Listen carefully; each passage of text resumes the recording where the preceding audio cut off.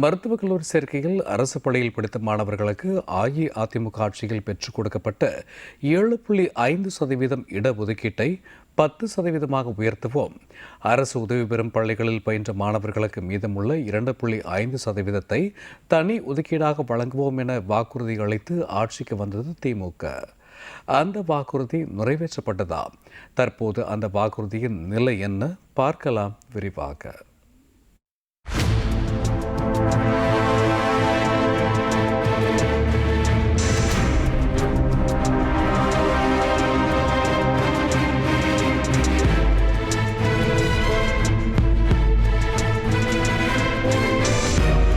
மருத்துவம் படிக்க வேண்டுமெனில் நீட் தேர்வு எழுத வேண்டும் என்பது மத்திய அரசால் கட்டாயமாக்கப்பட்டது. தேசிய தேர்வு முகமையால் நடத்தப்படும் இந்த நீட் தேர்வு என்பது NCERT எனப்படும் தேசிய பாடப்புத்தகங்களை மையமாக கொண்டது என்பதால் அரசு பள்ளியில் பயிலும் மாணவர்களுக்கு நீட் தேர்வை எதிர்கொள்வதென்பது பெரும் சிக்கலாகவே இருந்தது. நீட் தேர்வில் கேட்கப்படும் கேள்விகளுக்கான பாடத்திட்டம் வேறு, தமிழக அரசு பள்ளிகளின் பாடத்திட்டங்கள் வேறு என்பதால் இது நியாயமற்ற நுழைவுத் தேர்வு என விமர்சனங்கள் முன்வைக்கப்பட்டன.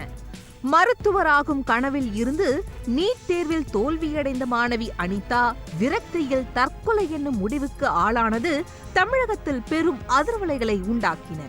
அனிதாவின் மரணம் ஒட்டுமொத்த தமிழக மக்களையும் உலுக்கி எடுத்தாலும் அதை தங்களது அரசியல் ஆயுதமாக்கி திமுக ஆதாயம் தேடியதை மக்கள் நன்கு அறிவர்.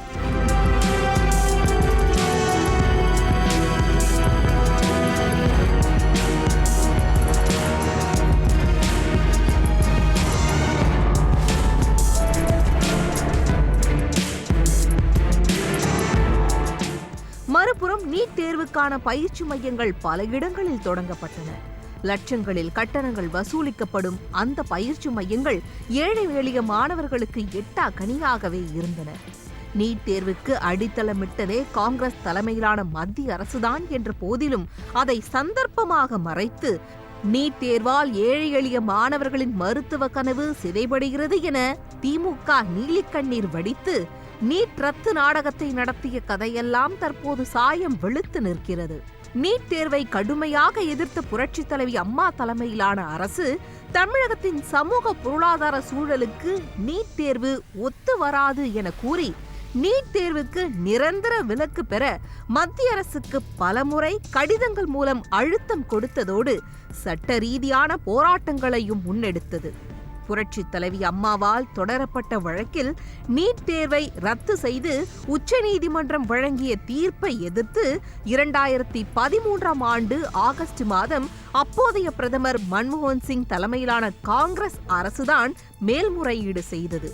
இதன் காரணமாகவே 2016ஆம் ஆண்டு ஏப்ரல் 11ஆம் தேதி நீட் தேர்வு மீதான தடையை விலக்கியது உச்சநீதிமன்றம். இதையடுத்தே நீட் தேர்வு நாடு முழுவதும் கட்டாயமாக்கப்பட்டது.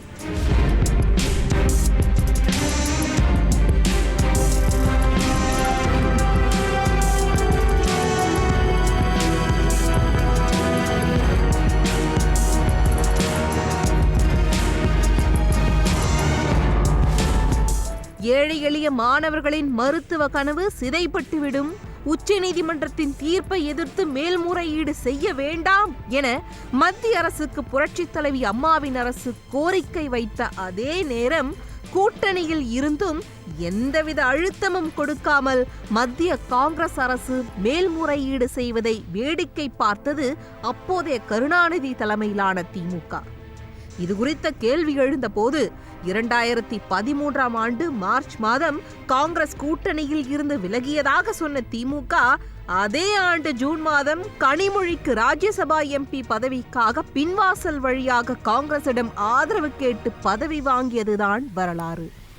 அது மட்டுமா, 2017ஆம் ஆண்டு நீட் தேர்வுக்கு எதிராக உச்சநீதிமன்றத்தில் மாணவி அனிதா வழக்கு தொடர்ந்திருந்த நிலையில் நீட் தேர்வின் அடிப்படையில் தமிழகத்தில் மருத்துவ படிப்புக்கான கலந்தாய்வை உடனடியாக நடத்த உத்தரவிட கோரி எதிர்த்தரப்பில் வாதம் செய்தது வேறு யாரும் இல்லை, இதே காங்கிரஸ் கட்சியின் முன்னாள் நிதியமைச்சரான ப. சிதம்பரத்தின் மனைவி நளினிதான்.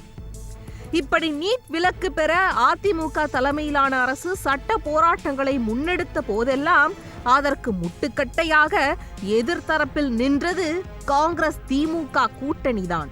நீட் ரத்து குறித்து பேசவே திமுகவுக்கு தகுதியில்லை என்றாலும் நீட் தேர்வை ரத்து செய்யும் ரகசியம் தங்களுக்கு மட்டுமே தெரியும் என்ற தேன் தடவிய விஷவார்த்தைகள் மூலம் மாணவர்களை ஏமாற்றியது திமுக. கழகம் ஆட்சிக்கு வந்ததுன்னா கண்டிப்பா நீட் தேர்வு ரத்து செய்யப்படும். எங்களுக்கு தெரியும் எப்படி ரத்து பண்ணணும்னு, நமக்கு தலைவருக்கு தெரியும். கழகம் ஆட்சிக்கு வந்ததுன்னா கண்டிப்பா நீட் தேர்வு ரத்து செய்யப்படும். எங்களுக்கு தெரியும் எப்படி ரத்து பண்ணணும்னு, நமக்கு தலைவருக்கு தெரியும். கழகம் ஆட்சிக்கு வந்ததுன்னா கண்டிப்பா நீட் தேர்வு ரத்து செய்யப்படும். எங்களுக்கு தெரியும் எப்படி ரத்து பண்ணணும்னு, நமக்கு தலைவருக்கு தெரியும். சட்டமன்ற தேர்தலுக்கு முன்பு வரை முதல் கையெழுத்தே நீட் ரத்து என பேசிவிட்டு ஆட்சியின் இறுதி கட்டத்தில் நீட் விலக்கு வாக்குறுதியை இப்போதைக்கு எங்களால் நிறைவேற்ற முடியவில்லை என விளம்பர முதல்வர் ஸ்டாலின் வெட்கமே இல்லாமல் பகிரங்கமாக ஒப்புக்கொண்டது இதெல்லாம் ஒரு பொழப்பு என்ற ரீதியில் கடும் விமர்சனத்துக்கு ஆளானது. நாங்கள் கொடுத்த வாக்குறுதிகளை, நீட் விலக்கு போன்ற வாக்குறுதிகளை எங்களால் நிறைவேற்ற முடியல. நாங்க மறுக்கலையே. நாங்க கொடுத்த வாக்குறுதிகளை, நீட் விலக்கு போன்ற வாக்குறுதிகளை எங்களால் நிறைவேற்ற முடியல. நாங்க மறுக்கலையே. நாங்க கொடுத்த வாக்குறுதிகளை, நீட் விலக்கு போன்ற வாக்குறுதிகளை எங்களால் நிறைவேற்ற முடியல. நாங்க மறுக்கலையே. இதெல்லாம் போதாதென்று நீட் ரத்து வாக்குறுதியோடு மற்றொரு வாக்குறுதியையும் 2021 சட்டமன்ற தேர்தலின் போது தமிழக மக்களுக்கு அளித்திருந்தது திமுக. அதாவது நீட் ரத்து சாத்தியமே இல்லை என்றாகிவிட்ட நிலையில் ஏழை எளிய மாணவர்களின் மருத்துவராகும் கனவு சின்னாபின்னமாகிவிடக் கூடாது என்பதற்காக அரசு பள்ளிகளில் பயின்ற மாணவர்களுக்கு மருத்துவ படிப்பில் 7.5% இடஒதுக்கீடு பெற்றுக் கொடுத்தது அதிமுக தலைமையிலான அரசு. இந்த நிலையில் நாங்கள் மட்டும் ஆட்சிக்கு வந்துவிட்டால் அந்த 7.5% இடஒதுக்கீடு என்பது 10% உயர்த்தப்படும். 2.5% அரசு உதவி பெறும் பள்ளிகளில் பயின்ற மாணவர்களுக்கு தனி ஒதுக்கீடாக வழங்கப்படும் என வாக்குறுதி அளித்தது திமுக. 2021 தேர்தல் காலகட்டத்தில் 2.5% இடஒதுக்கீடு அரசு உதவி பெறும் கல்லூரி பள்ளிகளுக்கு தரதா இந்த நம்ம மாநில அரசாங்கம், இப்போ இருக்கக்கூடிய மாநில அரசாங்கம் அப்போ இருக்க எதிர்க்கட்சி தெரிவித்தாங்க வாக்குறுதியாக. ஆனால் இன்னுமே அது செயல்படுத்தாதுங்கிறது ரொம்ப கவலை ஊட்டும் விஷயமாக தான் இருக்குது. ஏன்னா ஒரு ஆட்சியே முடிய போகுது, கிட்டத்தட்ட 4 ஆண்டுகள். இன்னும் 2-3 மாதத்தில் அடுத்த எலெக்ஷன் வருது. அடுத்த எலெக்ஷனே இதே வாக்குறுதியை வச்சுட்டு நிற்க போகிறாங்களா அப்படிங்கிறத இங்கே கேள்விக்குறியாக இருக்குது. இன்றைக்கி தமிழ்நாட்டில் எந்த அளவுக்கு அரசு பள்ளிகள் இருக்கோ அதே அளவுக்கு அரசு உதவி பெறும் பள்ளிகளும் இருக்குது. அங்கே படிக்கிறவங்களும் ஏழை மாணவர்கள் தான், அங்கே படிக்கிறவங்களும் எக்கனாமிக்கலி சோசியலி டிபெண்டடாக இருக்கக்கூடிய மாணவர்கள் தான். அப்படிங்கிற பட்சத்தில் அவங்களுக்கான இடஒதுக்கீடு, அவங்களுக்கான சமூக நீதி முறையாக இன்னும் இந்த தமிழ்நாட்டில் உறுதிப்படுத்தவில்லை அப்படிங்கிறது தான். இதே முறையாக இந்த 2 மாணவர்களுக்குள்ள எலெக்ஷனுக்குள்ள இங்கே சீக்கிரம் அமல்படுத்தணும் அப்படின்ட்டு கேட்டுக்கிறோம். நீட் தேர்வை ரத்து செய்யும் ரகசியம் எங்களுக்கு மட்டுமே தெரியும். திமுக ஆட்சிக்கு வந்துவிட்டால் முதல் கையெழுத்தே நீட் தேர்வை ரத்து செய்வதுதான் என்பதை வாக்குறுதியாக அளித்துவிட்டு அதே வாயால் மருத்துவ படிப்பில் அதிமுக ஆட்சியில் அரசு பள்ளி மாணவர்களுக்கென வழங்கப்பட்ட 7.5% இடஒதுக்கீட்டை 10% உயர்த்துவோம் என திமுக வாக்களித்ததில் இருந்தே தெரியும் எப்பேற்பட்ட திருட்டு குணம் கொண்டது திமுக என்று.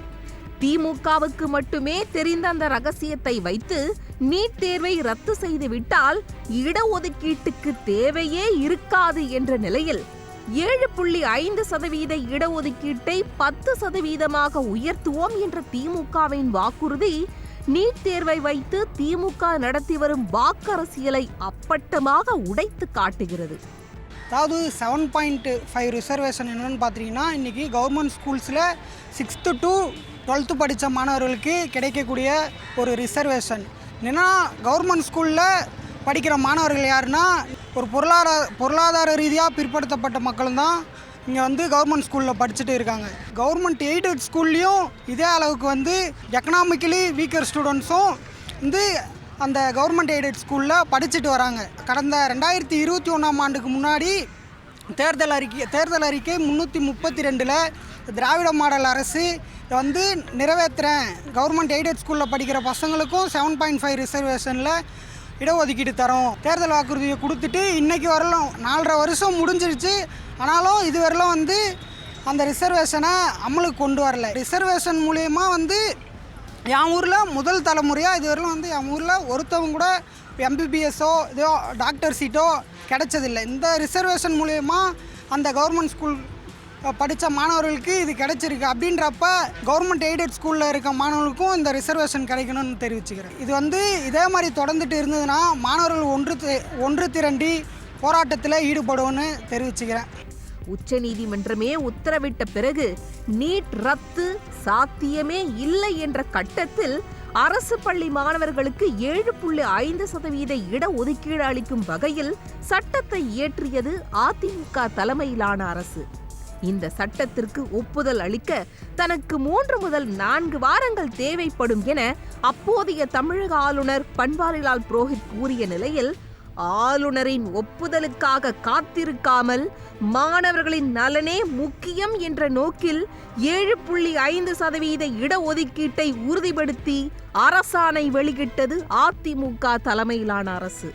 சட்ட வல்லுநர்கள் தலைமையிலான குழு அமைத்ததோடு அனைத்து சட்ட நுணுக்கங்களையும் ஆராய்ந்து ஆளுநரின் ஒப்புதலே இல்லாமல் மாநில அரசின் அதிகாரத்துக்கு உட்பட்டு 7.5% இடஒதுக்கீட்டை அதிமுக தலைமையிலான அரசு சாத்தியப்படுத்தி காட்டிய நிலையில் அதனை 10% உயர்த்தக்கூட வக்கற்ற திமுக அரசை எப்படி விமர்சிப்பதென்றே தெரியவில்லை. இந்த லட்சணத்தில் எதற்கெடுத்தாலும் ஆளுநர் ஒப்புதல் தர மறுக்கிறார், மத்திய அரசு தமிழகத்தை வஞ்சிக்கிறது என டெல்லியை நோக்கி கை நீட்டி மத்திய எதிர்ப்பு என்ற பேரில் வெட்கமே இல்லாமல் அரசியல் களமாடி வருகிறது திமுக. இப்போ கவர்மெண்ட் ஸ்கூல்ஸில் வந்துட்டு ஏழை மாணவர்கள் படிக்கிறாங்க, அதில் வந்துட்டு கஷ்டப்படக்கூடிய மாணவர்கள் படிக்கிறாங்கன்றது. ஆனால் எய்டட் ஸ்கூல்ஸும் கிட்டத்தட்ட கவர்மெண்ட் ஸ்கூல்ஸில் படிக்கிற ரேஞ்சில் இருக்க மாணவர்கள் தான் படிப்பாங்க. ஏன்னா ரெண்டுத்துக்கும் ஃபீஸ் அந்தளவுக்கு பெருசாக டிஃப்ரென்ஸ்லாம் வராது. அப்படி இருக்க பட்சத்தில் எய்டட் ஸ்கூல்ஸில் இருக்கவங்களோட நிலைமை வேறு, இது வேறுன்னு சொல்ல முடியாது. அவங்களுக்கும் வந்துட்டு நம்ம 7.5 ரிசர்வேஷனே கொடுக்கலாம்.